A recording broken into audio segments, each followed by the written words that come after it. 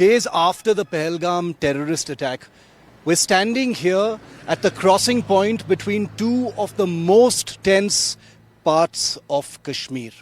Where I'm standing right now is the Shopian district, and in a few steps beyond these two Special Operations Group men with their rifles on the ready pointing in two directions is Pulwama.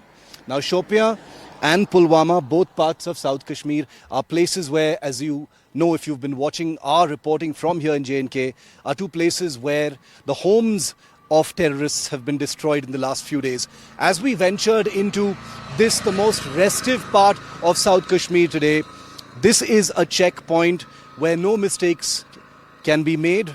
All vehicles, every single vehicle has to be checked unless it already has some kind of clearance. And that's the reason why you have soldiers on the ready everywhere.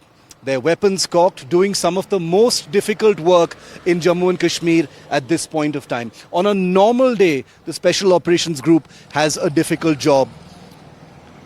On a day after at least 10 homes have already been destroyed by the police of suspected terrorists, those connected with Pahalgam and those perhaps obliquely connected with Pahalgam, and all of them belonging to Pakistani terrorist groups. These are the men here stationed who have perhaps the most difficult job.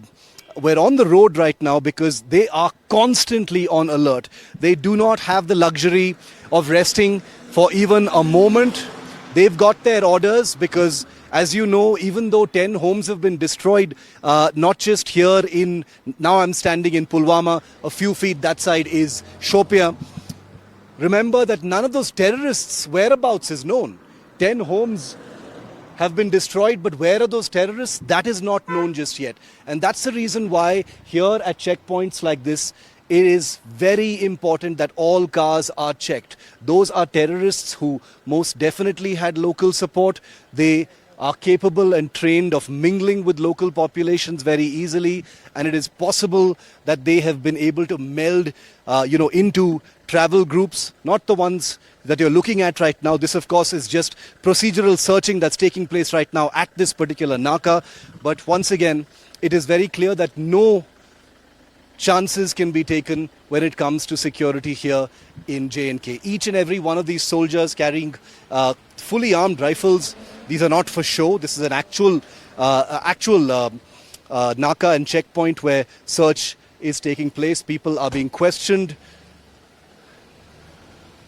It may look like an inconvenience, but here in Jammu and Kashmir, the fact is it is precisely every little checkpoint like this one where the possibility of a terror attack is pushed to the side.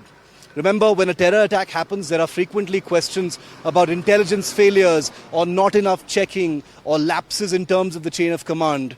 And I can tell you that at Nakas like this one, where we've been given special access, mind you, not everyone is being allowed to film from here because this is an operational point.